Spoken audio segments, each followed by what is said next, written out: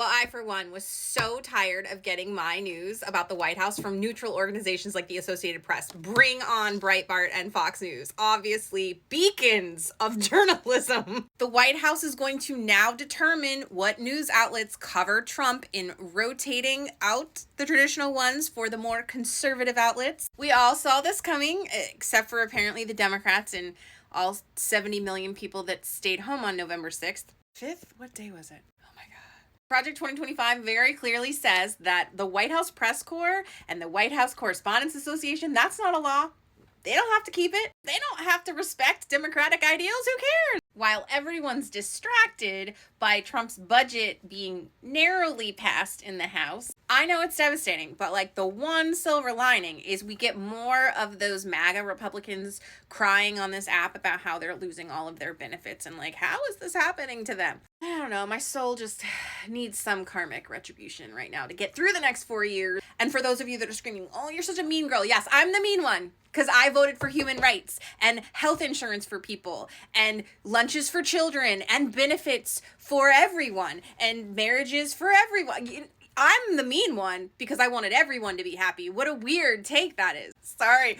Got off book there. It's called trauma and severe lack of sleep and just in general loss of faith in humankind. What a winning combination. This shouldn't be hugely surprising to anybody either because we've already seen the Trump administration go after the Associated Press, which is like the most neutral news outlet there is, because they were following protocol, right? And they weren't changing the name of the Gulf of Mexico to the Gulf of America because that's absurd. It's absurd. No one else in the world is doing it because it's not a thing. We can't just make things up like that. If we could, I'd be married to Jonathan Bailey and Matt Bomer probably at the same time. Landon knows. Living somewhere on a very deserted island where the drinks are in coconuts and the water is clear, or a very cozy cabin with lots of fire and fluffy blankets. But I have none of those things because that's not reality. And this is fascism. When the people in power of government are the people that are deciding what press gets access to them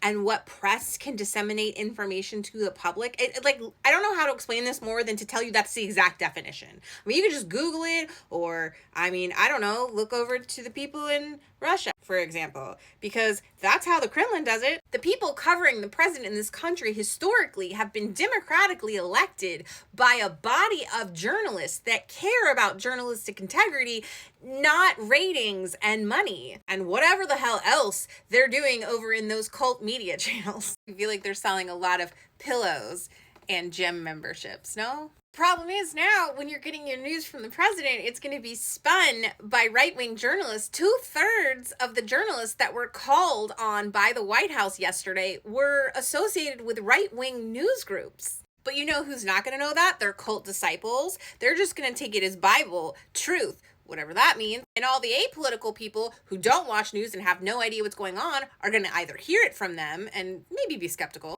or see it in a meme on Facebook and be like, yeah, that sounds not great, but I guess it's true.